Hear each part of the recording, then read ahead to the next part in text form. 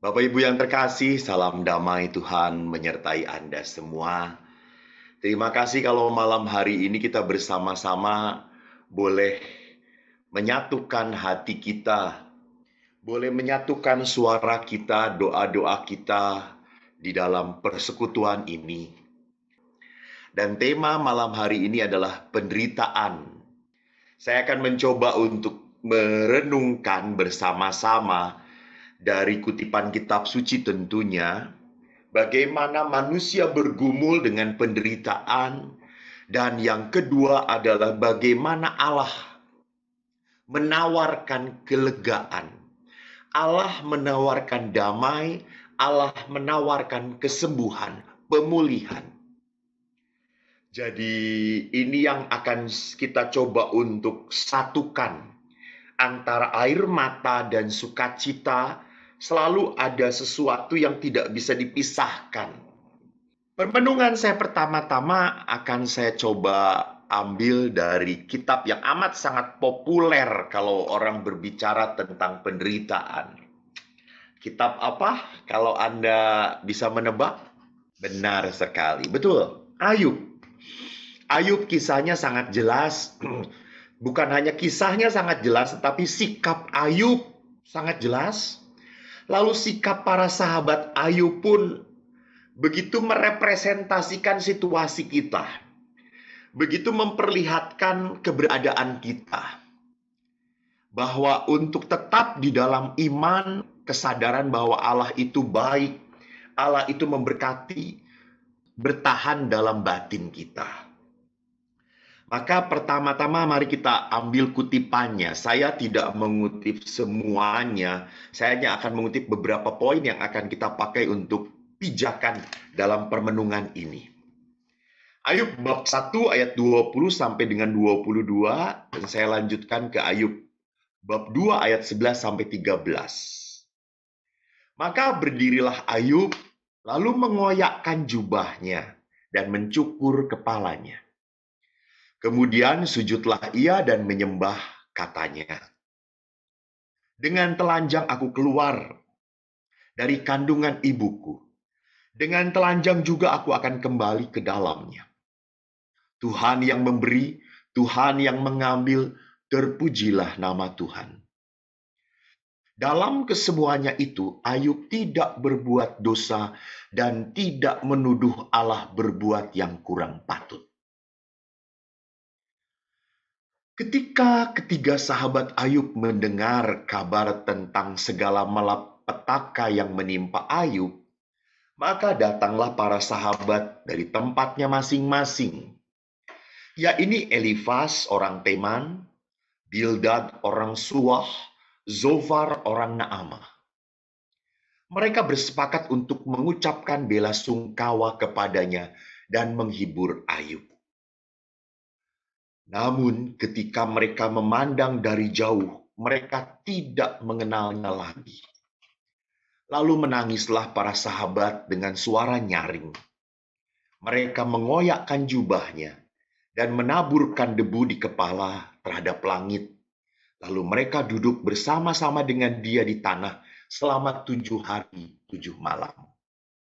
Seorang pun tidak mengucapkan sepatah kata kepadanya, karena mereka melihat bahwa sangat berat penderitaannya. Demikianlah sabda Tuhan. Syukur kepada Allah. Jadi saya yakin, apalagi Anda yang rajin sekali ikut persekutuan doa, rajin sekali membaca kitab suci, kisah Ayub sudah bisa dimengerti. Ayub memiliki segala-galanya, Ayub sangat diberkati oleh Tuhan. Namun dalam sekejap apa yang dimiliki oleh Ayub, bahkan orang-orang yang dicintai oleh Ayub hilang dalam hidupnya. Maka ini adalah penderitaan yang amat sangat mendalam sekali. Jadi seolah-olah Ayub itu sudah diangkat oleh Tuhan dengan berkatnya sampai ke tingkat tinggi. Sampai para iblis pun berkata, "Engkau lihat Ayub ini baik karena engkau menyejahterakan dia, karena engkau memberkati dia." Coba kau hancurkan dia, pasti dia akan mengutuki engkau. Dan Allah berkata, lakukan itu. Dan betul Ayub sampai pada titik dasar penderitaan yang begitu menyakitkan. Nanti kita lihat pergumulan hati Ayub. Jadi Ayub di dalam pergumulannya, dia bukanlah orang yang punya keinginan untuk segera keluar dari penderitaan. Nah, Ayub bukan orang yang ingin cepat-cepat selesai, udah selesailah gitu ya. Jangan menderita lagi. Tidak. Sikap Ayub memperlihatkan bagaimana ia duduk menaburkan abu ke kepalanya dan duduk di atas debu. Ini adalah saat bagi dia untuk apa? Semakin merasakan penderitaan. Dan bagi Ayub yang paling membuat menderita itu bukan penderitaan itu sendiri. Sebetulnya bagi Ayub yang membuat menderita adalah dia tidak mengerti mengapa penderitaan itu terjadi. Nah ini yang seringkali membuat kita bertanya-tanya. Ini seringkali yang membuat kita penderitaan itu semakin menyesakkan, gitu ya. Mengapa semua ini terjadi pada diri saya? Dan kalau dipanjangkan seperti biasanya kita selalu berkata, apa salah saya? Apa yang kurang dari hidup saya? Apa yang kurang dari pengorbanan saya? Saya sudah lakukan apapun. Saya sudah berbuat sebaik mungkin. Tapi toh akhirnya dia menyakiti saya. Tapi toh akhirnya penderitaan itu datang dalam hidup saya. Maka untuk membuat mengerti mengapa penderitaan itu terjadi, para murid memakai pola pikir lama, pola pikir yang biasa. Penderitaan terjadi pasti ada penyebabnya. Dan bagi orang Yahudi, model pemikiran orang Yahudi itu hal baik pasti jadi pada orang baik, hal buruk pasti terjadi pada orang jahat dan sesat. Gampang formulasinya. Jadi kalau mengapa orang-orang berpenyakit kusta itu dihindari, dijauhi, karena mereka adalah orang-orang berdosa. Jadi sudah identik antara sakit, penderitaan itu dengan dosa, dengan kesalahan. Maka mereka kalau lewat harus pakai kelenengan dan orang-orang menjauhi dari mereka, takut tertular. Tidak hanya tertular fisiknya, penyakitnya, tetapi juga takut tertular, membuat mereka menjadi haram. Jadi menyentuh orang-orang yang sakit itu haram bagi orang-orang Yahudi, apalagi bagi para imam.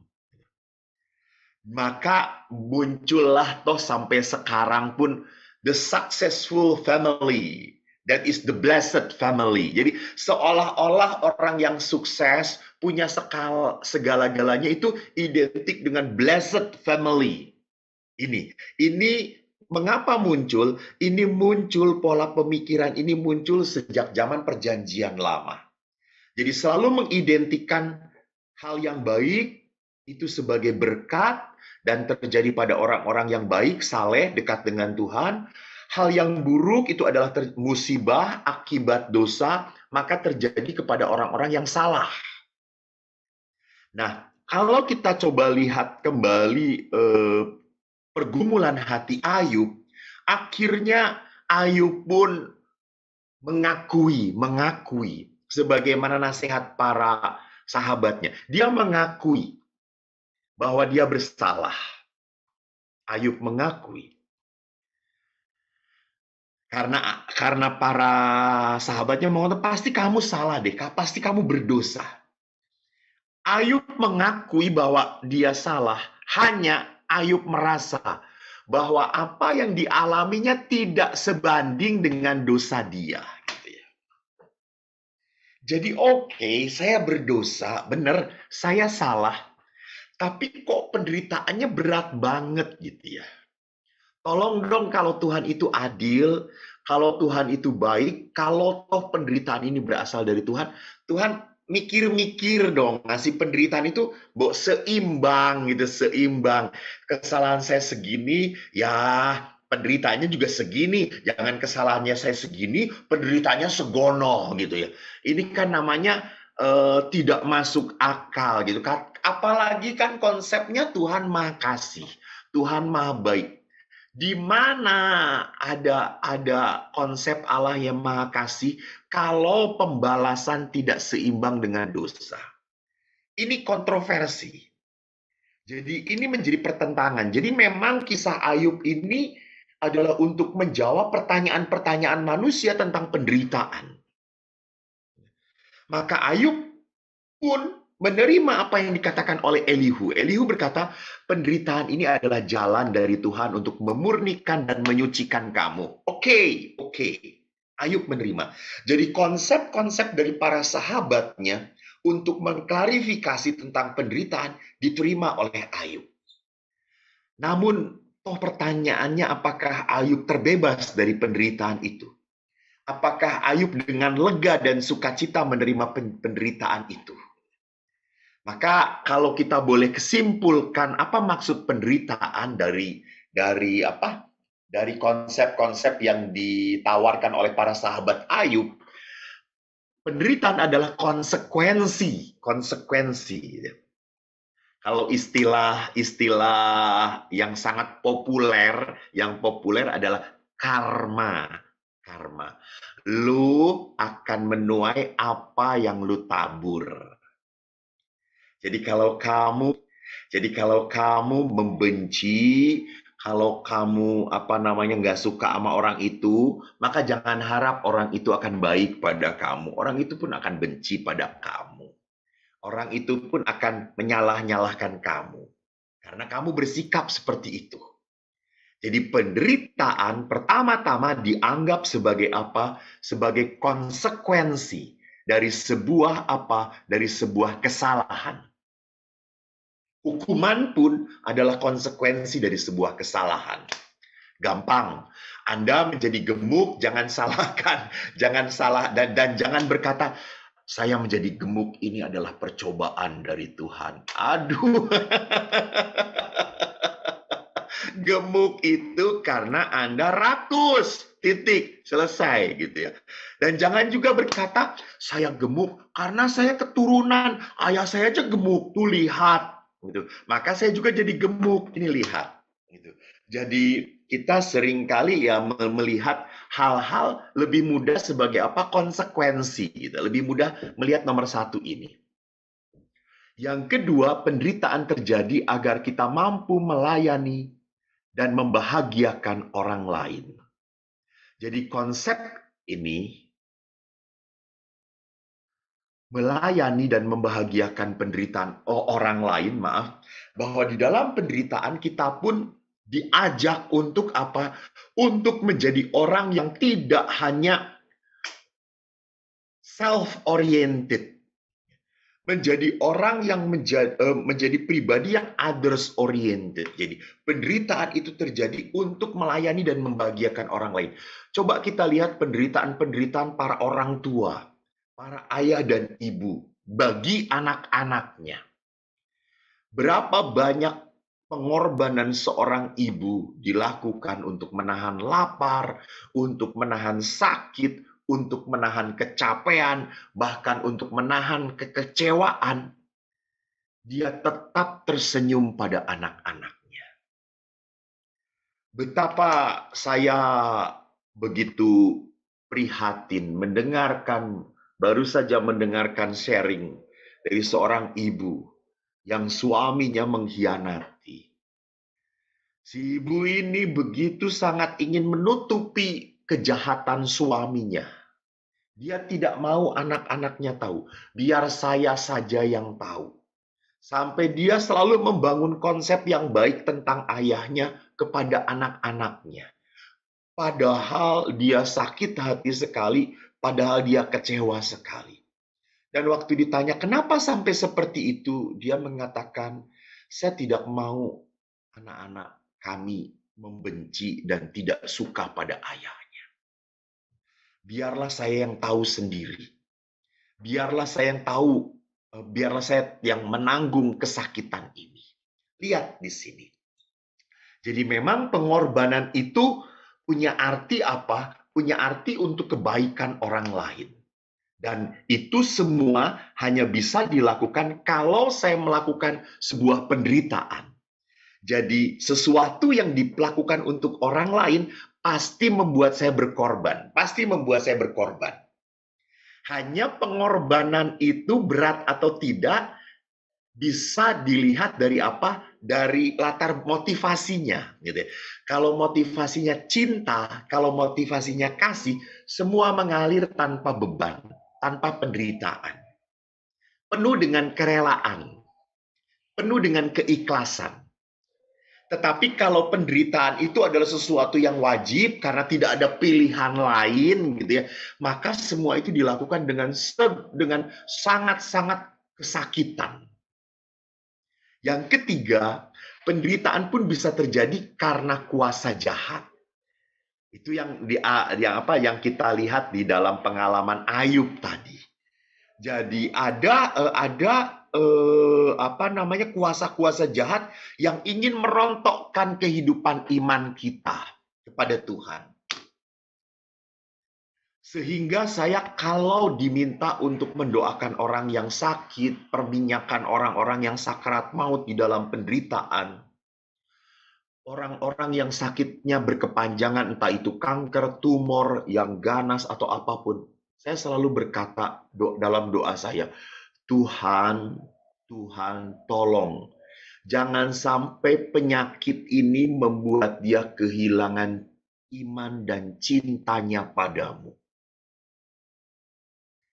Karena saudara-saudariku yang terkasih, penderitaan jika tidak dihadapi dengan iman, harapan, dan kasih pada Allah, maka penderitaan ini akan membuat manusia menolak, melawan, dan membenci Tuhan.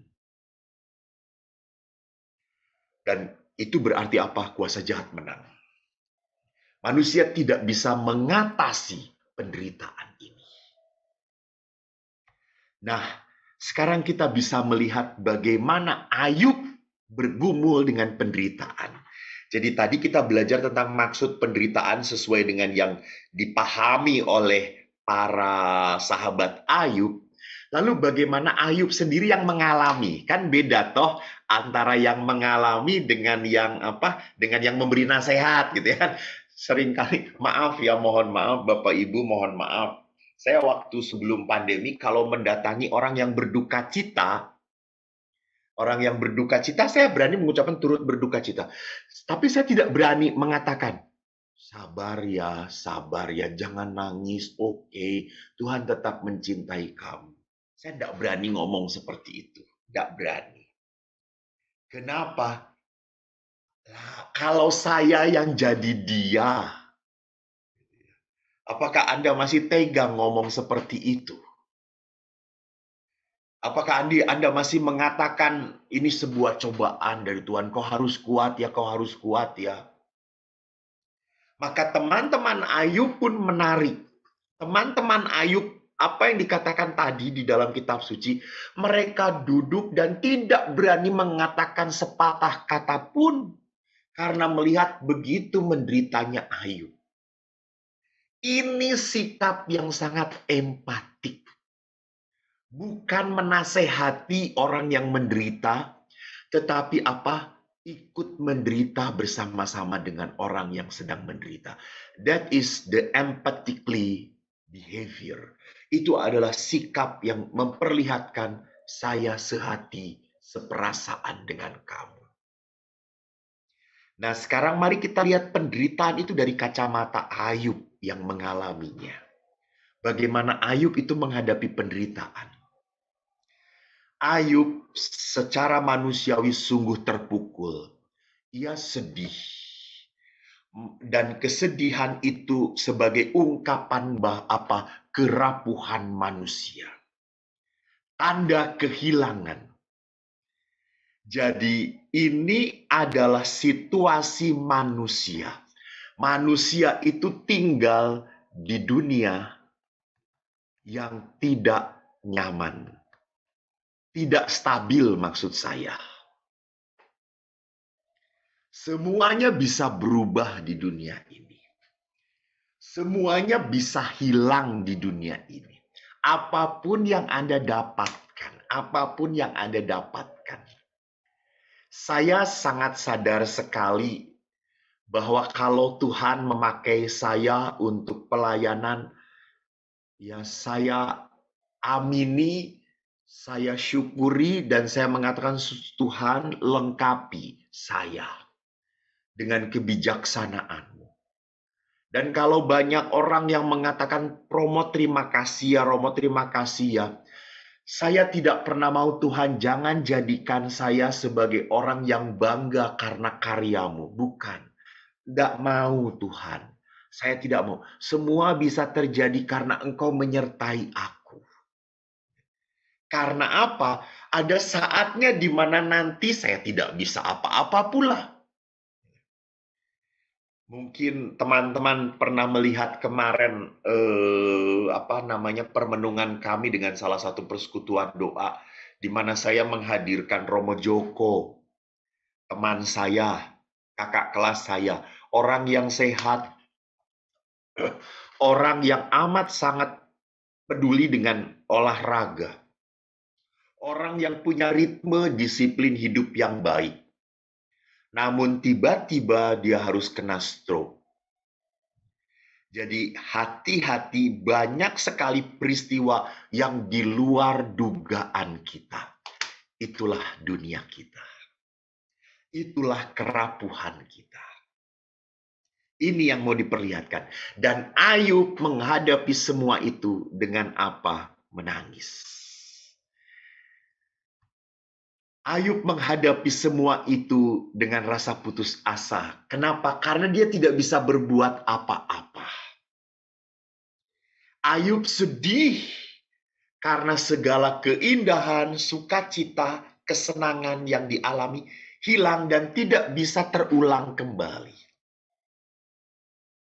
Jadi Ayub putus asanya bukan putus asa karena tidak bisa berharap, tapi putus asanya karena apa? Dia tidak bisa berbuat apa-apa untuk menyelamatkan apa yang dia miliki.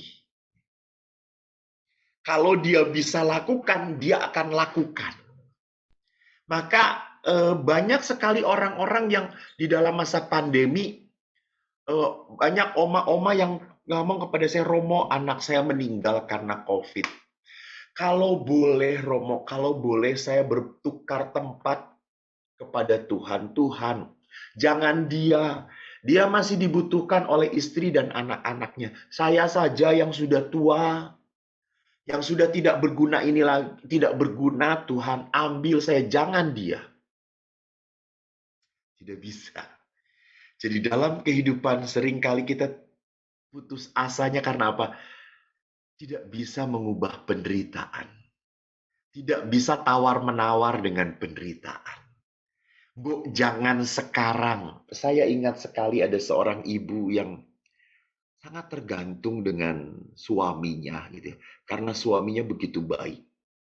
Dia punya 2 anak yang masih kecil, dia tidak bekerja. Yang bekerja hanya suaminya. Betapa dia begitu shock, sedih di saat dia tahu suaminya kena COVID. Dia harus bawa ke rumah sakit dan positif, suaminya tidak boleh ditemui. Dan dia hanya bisa video call karena dipegangi oleh perawat. Dia hanya bisa menyapa lewat video call. Dan waktu suaminya meninggal, dia kecewa sekali. Kenapa di saat saya begitu membutuhkan pendampingan suami, engkau ambil. Nah ini yang membuat orang sering putus asa. Dia tidak bisa nawar, Tuhan, tolong setahun lagi lah, siapkan dulu saya. Ini lihat menarik. Siapkan dulu saya supaya saya siap menerima penderitaan ini. Maka Yesus selalu bercerita, waspadalah seperti pencuri. Dia tidak ngomong macam-macam. Dia tidak ada warning apa-apa. Tiba-tiba, pang! Siap atau tidak siap, kita harus hadapi itu. Maka Ayub benar-benar tidak siap dengan penderitaan yang begitu bertubi-tubi. Terulang-ulang. Namun lihat bagaimana ekspresi Ayub menghadapi penderitaan. Ia duduk, bahkan dikatakan ia mencoretin dengan dengan borah, langsung sebagai tanda bahwa saya ini adalah abu, saya debu.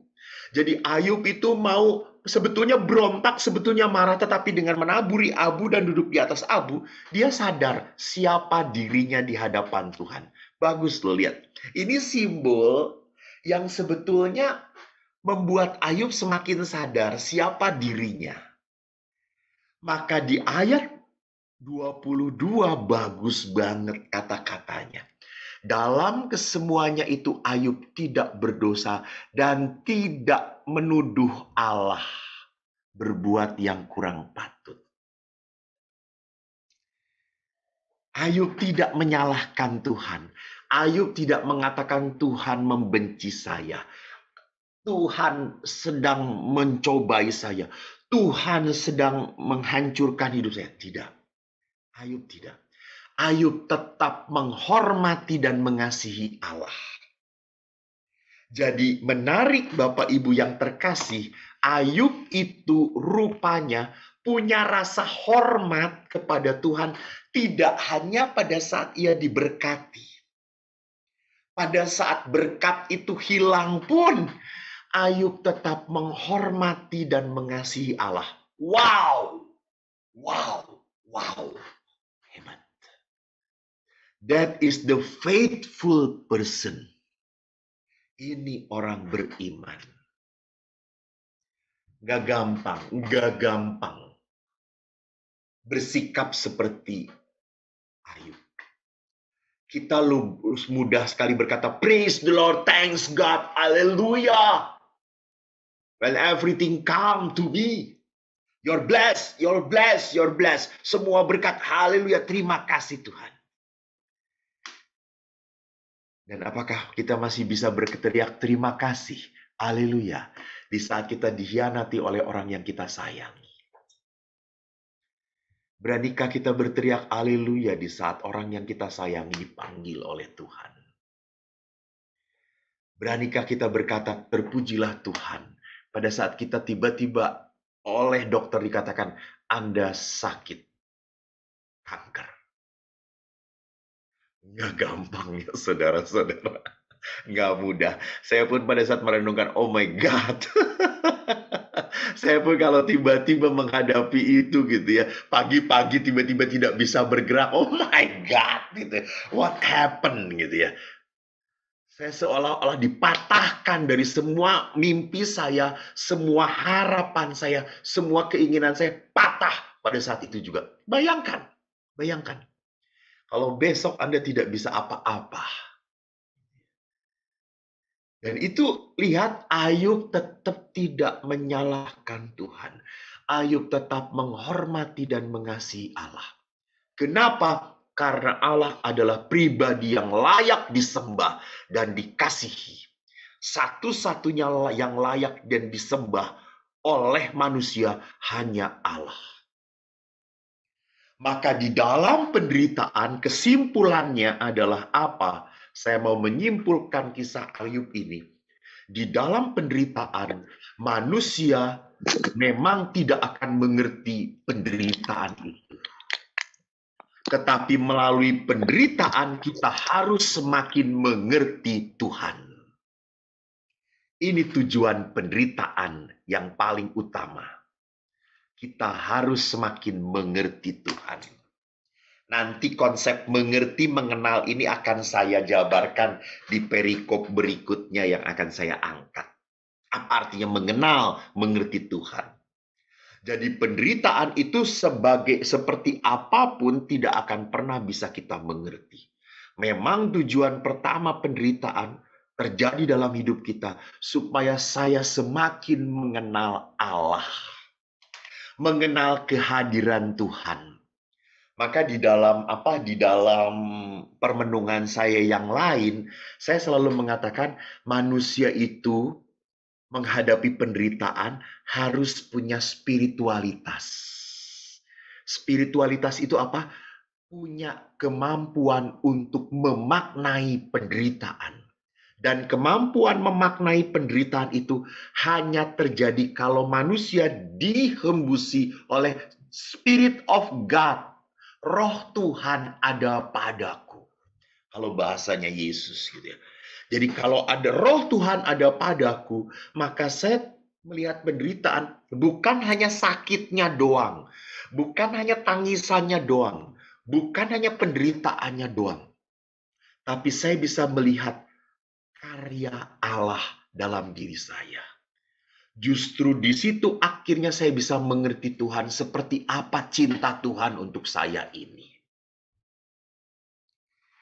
Nah, seringkali di dalam penderitaan, di dalam musibah, bahkan di dalam menghadapi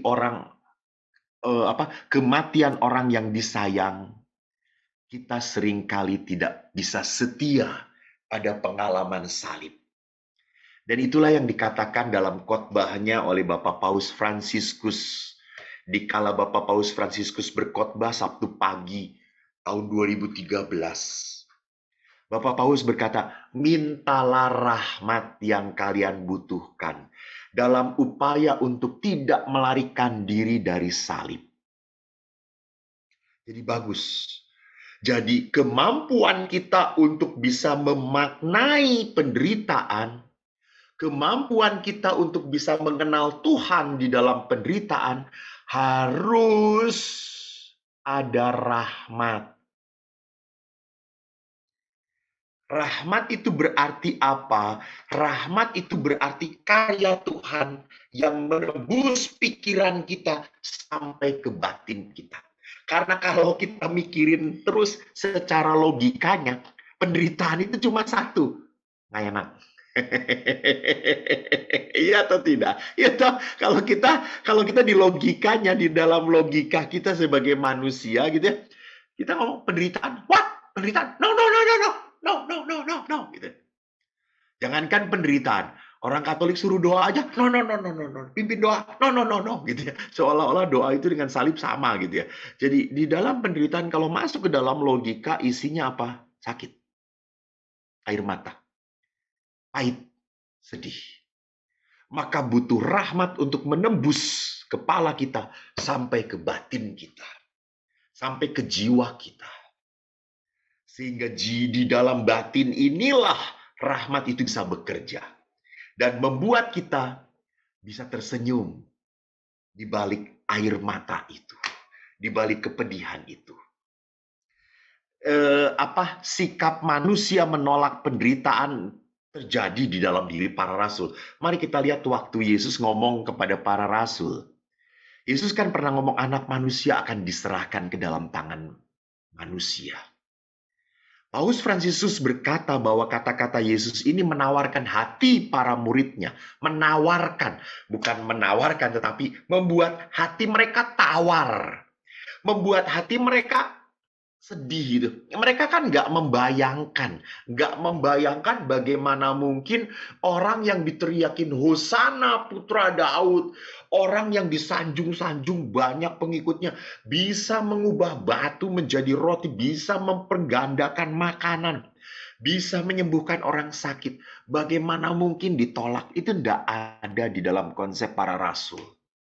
Maka pada saat Yesus mengatakan anak manusia akan diserahkan ke dalam tangan manusia, mereka tidak memahami sebetulnya, tetapi ya udahlah, cincai nggak ngerti juga nggak apa-apa lah gitu ya. Mereka nggak mau tahu. Gitu. Jadi Paus tuh memperlihatkan bahwa mereka tuh lebih baik tidak membicarakan tentang penderitaan, lebih baik tidak paham daripada kalau ngerti malah jadi sebel gitu ya. Jadi ini adalah apa? Ini adalah ketakutan pada salib. Jadi Bapak Ibu yang terkasih, hati-hati. Kita pun seringkali tidak mau menerima penderitaan kita. Karena kita tidak mau memanggul salib. Kita pura-pura oke, pura-pura bahagia, pura-pura I have no problem, I am okay. No, no, no, no. We are rapuh person, gitu ya. We are fragile. Kita itu rapuh. kita itu punya penderitaan, kita punya sakit. Jadi, don't say I am okay. Kita boleh jujur. Jadi, kita itu adalah orang yang tidak mau menerima salib dengan cara apa? Dengan cara tidak mau mengakui kesakitan hati kita. Menutup-nutupi batin kita. Nah, Bapak Paus akhirnya menjelaskan Petrus sendiri setelah pengakuan sungguh-sungguh di Kaisarea Filipi, Yesus mengatakan hal yang sama. Yesus berkata bahwa anak manusia akan diserahkan. Lalu Petrus berkata, tidak mungkin. Tidak mungkin. Tidak akan pernah Tuhan. Jadi Petrus tidak mau bahwa itu terjadi kepada Yesus. Bahkan bukan hanya Petrus, Yesus pun punya rasa takut pada saat harus menghadapi penderitaan.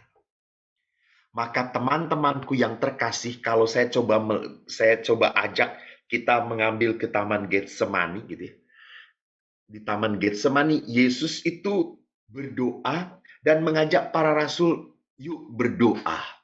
Dan Yesus berdoa sampai dikatakan dalam Injil Matius, peluhnya sampai tetes-tetes seperti darah. Mengapa Yesus mengajak berdoa para rasul? Karena para rasul hanya bisa tahan menghadapi kenyataan yang tidak masuk akal lewat doa. Jadi kenyataan yang tidak masuk akal adalah apa? Salah satu murid Yesus, Yudas Iskariot, mengkhianati dia. Yesus harus ditangkap sebagai pengkhianat. Ini kan hal yang tidak masuk akal, hal yang tidak mungkin terjadi. Itulah sebabnya kenapa Yesus berdoa, berdoalah, berdoalah. Daging itu lemah, namun roh itu kuat. Jadi sebetulnya Yesus sudah mau mempersiapkan para murid. Tetapi para murid rupanya lemah, memang jatuh. Maka akhirnya karena jatuh, si Petrus yang mengatakan, tidak aku akan pakai pedang. Malah lari terbirit-birit waktu ditangkap. Bahkan apa? Tidak mengakui bahwa dia salah satu murid Yesus. Jadi perhatikan di dalam penderitaan, sampai Yesus pun saking takutnya berkata, biarlah, ambillah cawan ini daripadaku. Maka Bapak Paus Fransiskus di dalam khotbahnya memberikan saran yang menarik. Mungkin kita berpikir masing-masing orang dari kita dapat bertanya, dan kepadaku apa yang akan terjadi? Bagaimana akan jadinya salibku? Kita tidak tahu. Tapi akan ada satu. Jadi lihat, Bapak Paus mengingatkan, kalau kita tanya Tuhan, salib saya apa sih? Apa yang kelak akan saya hadapi? Seperti apa yang akan saya alami? Kita tidak tahu dan itu adalah misteri. Tetapi pasti ada sesuatu yang yang harus ditunjukkan oleh kita sebagai bukti kesetiaan kita. Maka penting sekali, itulah Bapak Paus selalu mengatakan, penting sekali orang disiapkan untuk menerima salib yang kelak mungkin kita harus panggul. Itulah kenapa sebabnya kita berdoa. Itulah kenapa sebabnya kita membaca firman. Itulah sebabnya kita mengapa puji-pujian. Karena suatu saat apa yang kita katakan, apa yang kita ucapkan, harus kita buktikan dalam kesetiaan menanggung salib. Jadi jangan sampai pinter kita menjadi pemuji-pemuji Tuhan, tetapi tidak setia sebagai seorang pemanggul-pemanggul salib. Nah, kalau demikian, kita akhirnya sampai pada termin terakhir. Apa yang dikatakan oleh Yesus? Di saat orang menghadapi penderitaan di dalam kehidupan, mari kita kembali kepada janji Bapa. Apa yang dikatakan Yesus? Indah sekali dalam Injil Matius. Marilah kepadaku. Ini undangan.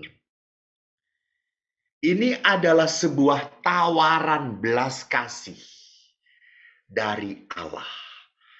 bahwa Allah itu mau memberikan penghiburan, kelegaan, dan tempat istirahat. Come to me. Datanglah. Kita lihat Injilnya seperti apa. Saya bacakan. Pada waktu itu berkatalah Yesus, "Aku bersyukur kepadamu Bapa, Tuhan langit dan bumi. Karena semuanya itu Engkau sembunyikan bagi orang bijak dan orang pandai. Tetapi Engkau nyatakan kepada orang kecil. Ya Bapa, itulah yang berkenan kepadamu. Semua telah diserahkan kepadaku oleh Bapakku. Dan tidak seorang pun mengenal anak selain Bapa, dan tidak seorang pun mengenal Bapa selain anak, dan orang yang kepadanya anak itu berkenan menyatakannya. Marilah kepadaku semua yang letih lesu dan berbeban berat, aku akan memberi kelegaan kepadamu. Pikulah kuk yang kupasang, dan belajarlah padaku, karena aku lemah lembut dan rendah hati, dan jiwamu mendapat ketenangan. Sebab kuk yang kupasang itu enak, dan bebanku pun ringan." Dalam perikop tadi, Yesus membedakan antara orang bijak dan orang kecil. Lihat orang bijak tadi yang saya katakan. Orang bijak itu selalu mengandalkan apa yang dia pikirkan, apa yang dia perhitungkan, apa yang dia rencanakan. Dia lupa bahwa kehidupan ini bukan di tangan kita. Maaf, saudara-saudaraku. Ini yang harus kita sadari. Kehidupan kita, saya dan Anda, bukan di tangan kita masing-masing. No, no. Kehidupan kita ada di tangan Tuhan. Tuhan sang pemilik hidup kita. Maka oke, kita boleh punya rancangan, betul, karena pikiran ini kan berasal dari Tuhan juga. Dan manusia berkembang ini kan karena punya pikiran. Ini talenta dari Tuhan yang harus kita kembangkan. Tetapi jangan sampai kita terjebak kepada apa? Kepada kepandaian semata-mata. Saya begitu prihatin. Suatu hari saya mendoakan seorang bapak yang sudah tidak bisa apa-apa. Umurnya baru 60. Belum, kurang lah. 57. Dia kena stroke. Tertidur. Padahal hanya setengah. Kirinya kalau nggak salah. Lalu waktu saya kunjungin, maaf, rumahnya sudah jelek, kotor. Maaf, istrinya pun kurus, tidak dandan. Anaknya ada 2, yang satu di luar, yang satu di situ, diem. Maaf, rumahnya bau. Lalu waktu saya pergi ke sana, teman saya berkata, kok dulu itu dia orang kaya banget. Rumahnya banyak. Dia itu orang pintar sekali kok. Dia orang pintar. Orang banyak make dia. Jadi dia begitu pintarnya. Memang dia sakti, mandraguna, sampai akhirnya kerjanya menghasilkan begitu banyak rumah. Tetapi karena dia stroke, dia putus asa, dia tidak mau apapun, menolak apapun. Dan saya kok yakin, keputusan dia untuk tidak mau melakukan apapun. Padahal sakitnya tidak seberapa. Suster berkata, dia masih bisa kok kalau berlatih, masih bisa baik kembali, masih bisa oke. Tetapi dia depresi, keterusan, dia putus asa, drop, hancur. Karena apa? Dia tidak punya dasar iman. Dia terlalu mengandalkan usaha dia. Dia terlalu mengandalkan kepala dia. I can. Maka Yesus berkata, hanya kepada orang-orang kecil semua itu diwartakan. Dan Yesus berkata apa? Yang mengenal Bapa itu siapa? Nah ini tadi, mengenal kata saya tadi. Kan tadi waktu di awal saya berbicara tentang bahwa penderitaan itu tidak bisa kita mengerti, justru dalam penderitaan kita semakin mengerti Tuhan. Nah, mengenal di dalam bahasa Yahudi, di dalam konteks Yahudi, bukan hanya to know, gitu ya. Mengenal itu bukan hanya to know. Mengenal itu adalah apa? Intimitas, kedekatan, rasa sayang, kepercayaan yang mendalam dengan Tuhan. Jadi di dalam mengenal itu berarti ada apa? Ada relasi, ada kepercayaan. Kalau Allah itu adalah kasih, ingat bahwa di dalam kasih itu orang hanya memberikan yang terbaik. Di dalam kasih. Maka kalau Allah itu adalah kasih, maka Allah itu hanya memberikan yang terbaik bagi kita. Hanya dikemasnya seperti apa. Nah, itu seringkali kita lupa bahwa seringkali kasih kok enak gitu ya. Kasih kok koyong ini, kasih kok menyakitkan. Nah, ini seringkali kita lupa kasih Allah itu dikemas lewat hal yang menyakitkan dalam hidup kita. Inilah kasih.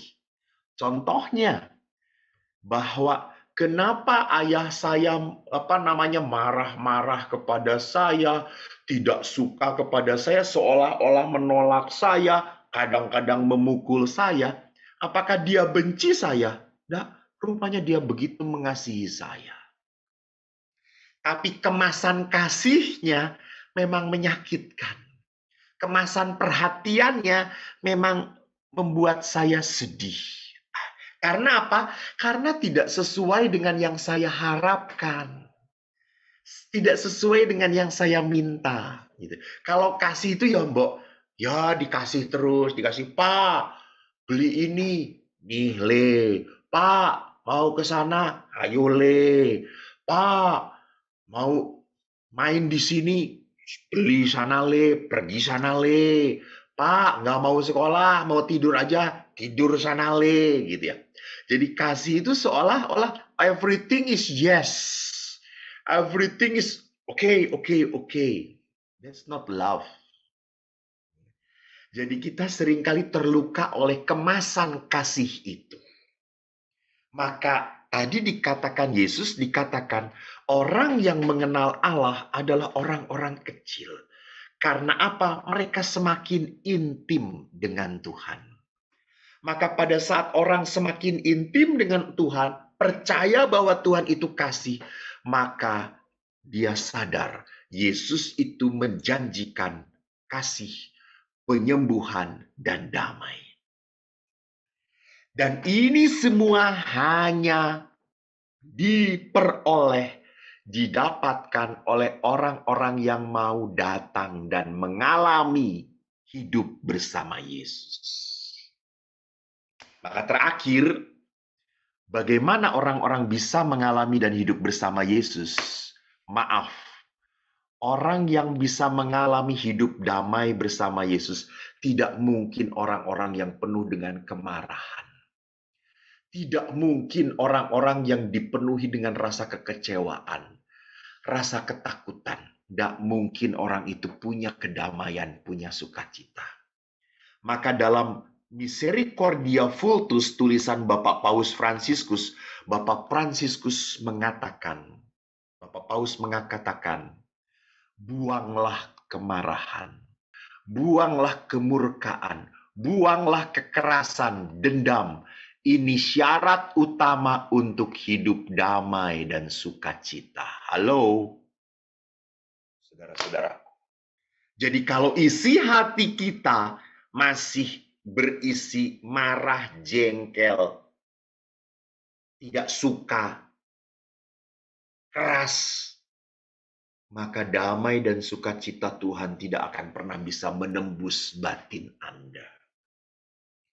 Maka saudaraku yang terkasih, supaya kita bisa membuang kemarahan, kekerasan, rasa balas dendam, maka tadi jujurlah seperti Ayub di saat Anda menderita. Teteskan air mata bagi penderitaan Anda. Karena tetesan air mata seorang beriman adalah sebuah kesaksian bahwa saya berani menanggung penderitaan dengan penuh kepercayaan dan cinta kasih. Bukan saya meneteskan air mata karena saya menanggung penderitaan ini dengan penuh kegeraman dan kemarahan. Itu bukan sikap yang membawa berkat untuk hidup Anda. Tuhan memberkati. Shalom. Terima kasih.